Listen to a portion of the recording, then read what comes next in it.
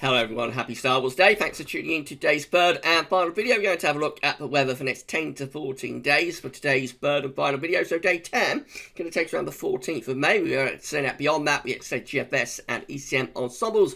Very much trying a couple of weeks. How we're going to CFS B2 at the end of video next 4 weeks. That'll take us pretty much into the early part of June. So yeah, Star Wars Day, gift from Rich. Thank you, GIF, for the May the 4th. GIF, May the 4th be with you today at GavsWeatherVids, and so say all of us. Thank you so much, Rich, for the GIF, and I hope you're all having a lovely May 4th, lovely Star Wars Day, even if the weather's not very inspiring again today. Now, before we do anything else, I'm going to say thank you so much to our latest channel member. So we picked up a new channel member for GavsWeatherVids. So thank you so much to Sharon Wilson. Thank you so much to Sharon for becoming a channel member for GavsWeatherVids. It's absolutely incredible. Thank you so much, Sharon, for becoming a GavsWeatherVids channel member. If you'd like to become a channel member for GavsWeatherVids, as Sharon has done so, what you need to do is click the join button here on the GavsWeatherVids YouTube homepage. It will take you to another page where you see what benefits you get for becoming a channel member, and you can sign up on that page as well. Thank you so much to all of our channel members. We've got 60 channel members. It's absolutely incredible. So thank you to each and every one of our channel members. Thank you so much to our patrons. Thank you so much to our PayPal donors as well. So the links to Patreon and also to our PayPal page, very in the description with the video, as is like the link to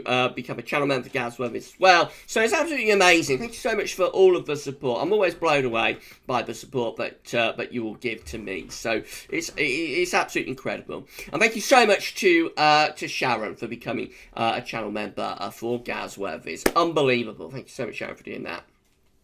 We're getting ever closer to 11k subscribers. I think we're going to put on around 70 subscribers now to get to 11k. So if you aren't yet subbed to our channel, then please can you give us a sub.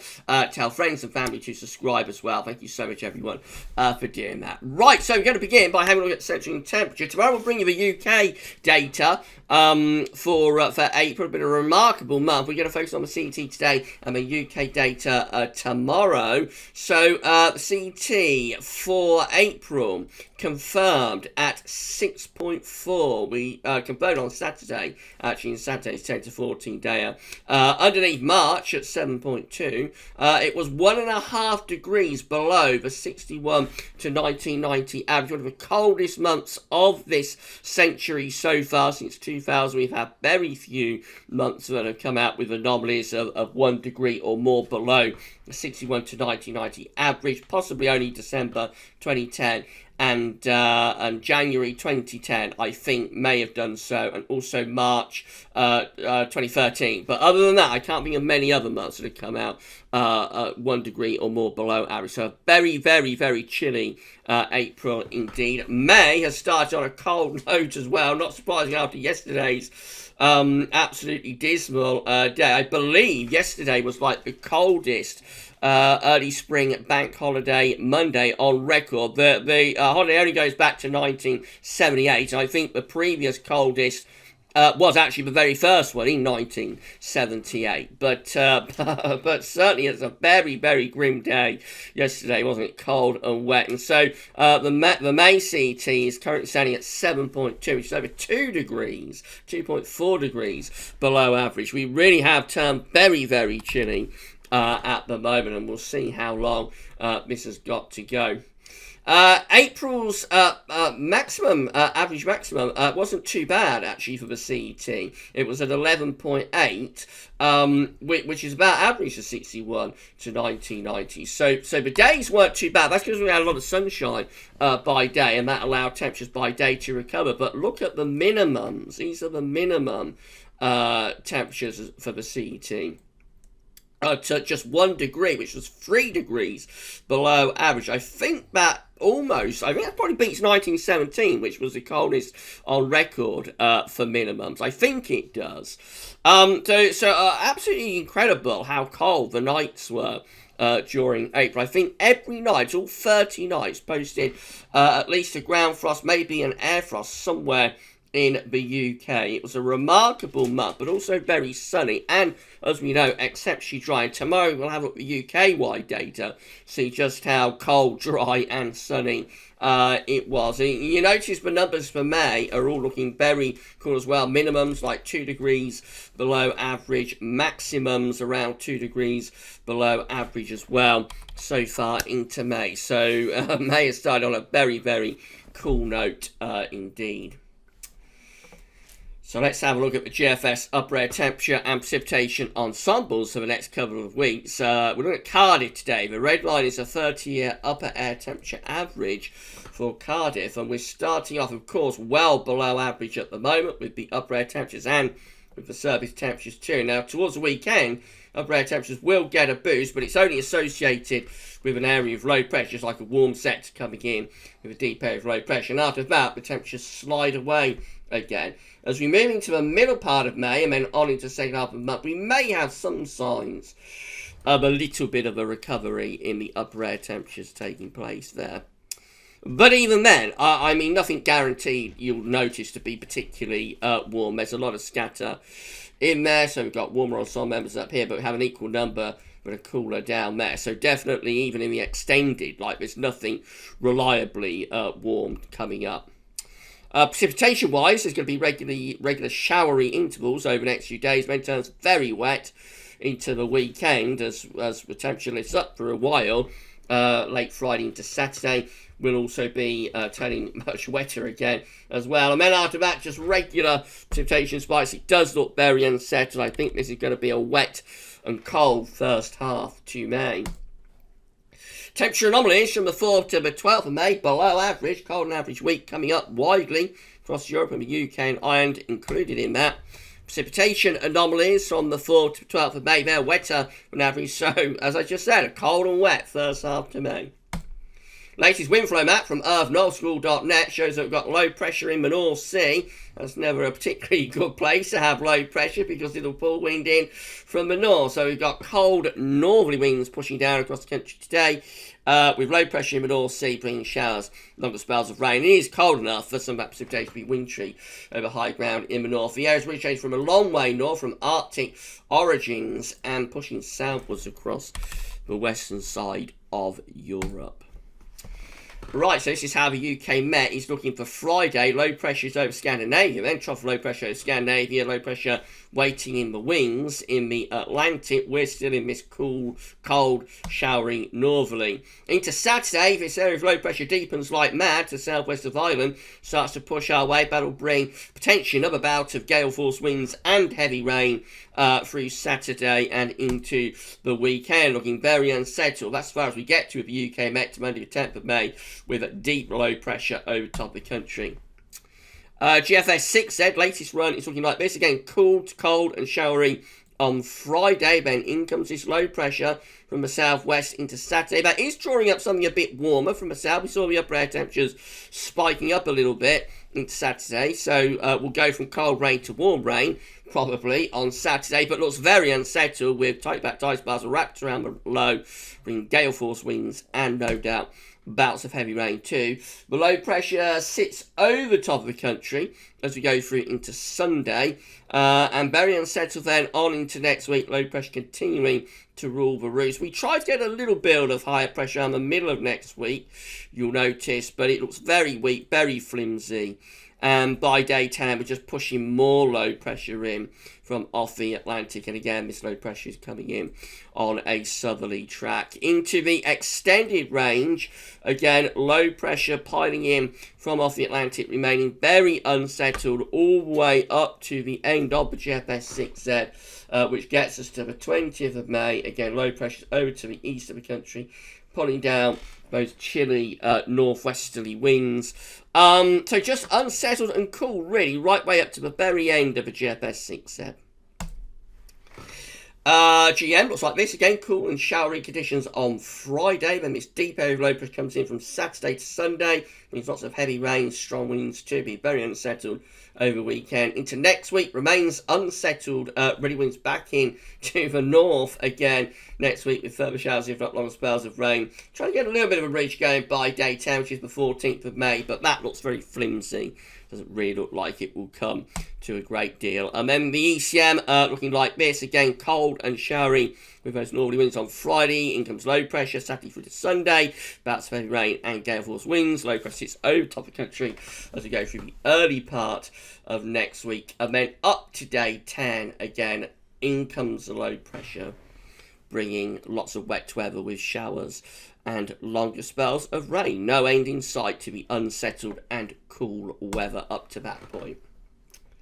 This is the precipitation type forecast based on that ECM run from meteo.com. So again, there will be bouts of rain coming and going over the next few days. Showers and longer spells of rain. Some of them could well turn wintry at times up in the north, especially over high ground, but maybe not exclusively so. It could be sleet or snow coming down to low levels across parts of Scotland.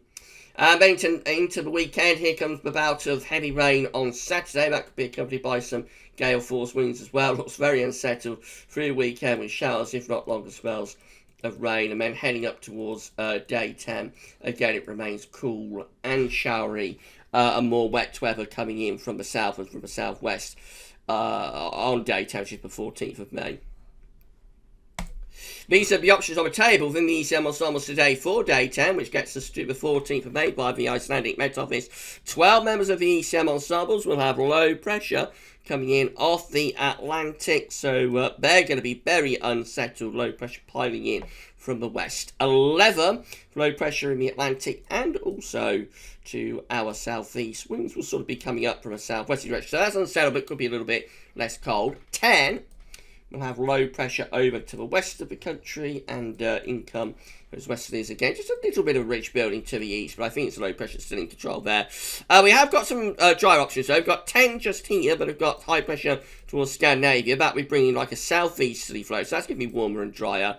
And 8 just here, with again high pressure towards Scandinavia, winds in from the east. So it's a minority option to build up some higher pressure towards Scandinavia probably by day 10, but overall the options are still looking quite unsettled, I think, up to day 10. Let's see what happens in 2 weeks' time. These are the options that I've got, maybe going more towards high pressure there. So this is for the 19th of May. 19 members of the ECM ensembles have high pressure to the west-southwest of the country, so that should be settling things down and turning things a little bit warmer as well in the May sunshine. 17 with high pressure to our north-northwest, winds in from the east, so that should be mainly dry, potentially quite warm too.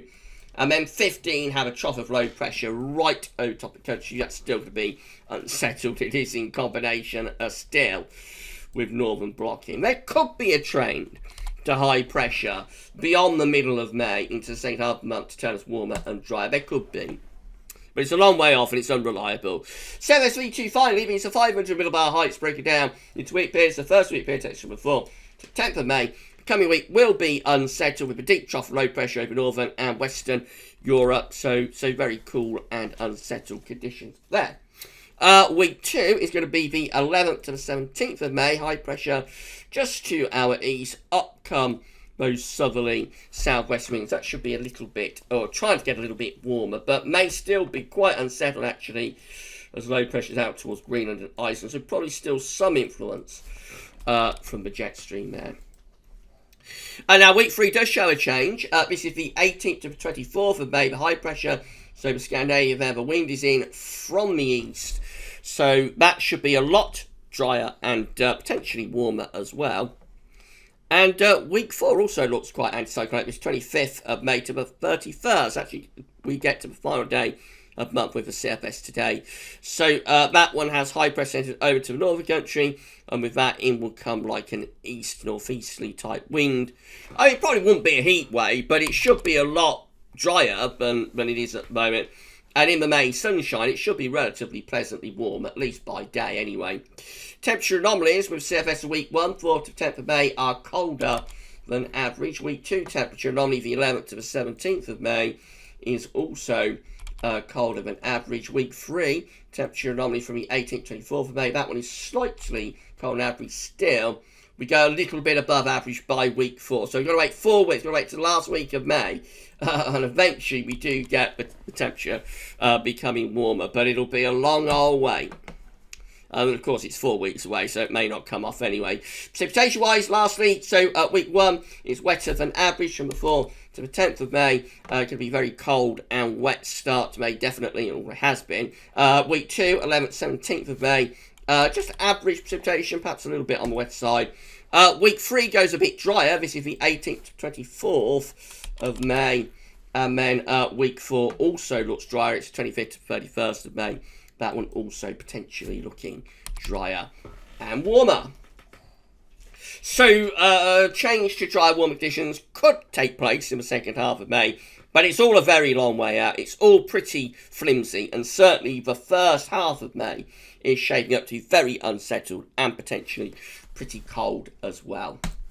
If you enjoyed the video, then please can you smash your like button. Make sure you subscribe to our channel. Thank you so much for doing that. You want to see future weather content. If you subscribe, tell your friends, family, and everybody else to subscribe to our channel and get us to 11k subscribers. Thank you so much, everybody, for doing that. Drop a comment and let us know what you think about this and all of our videos. As I said, we've got to get put on around 70 subscribers now. That's all to get to 11k. So we are closing in on 11k subscribers finally. Maybe we'll be able to do it before the end of the month. We'll have to wait and see. Right, that's it for today's videos. Tomorrow, we're going to have the GavsWeatherVids May forecast. Have a 10 to 14 day as well. I may not be able to get the USA forecast in again tomorrow. I'm going to be quite busy tomorrow morning. So, another week, you know, may not have the USA forecast. So I'll just see what time I have. But the first video tomorrow that you'll see is going to be our 7 a.m. upload. And then we'll do the GavsWeatherVids May forecast. Right, so for today's videos, though, that's all for now. And thanks for watching.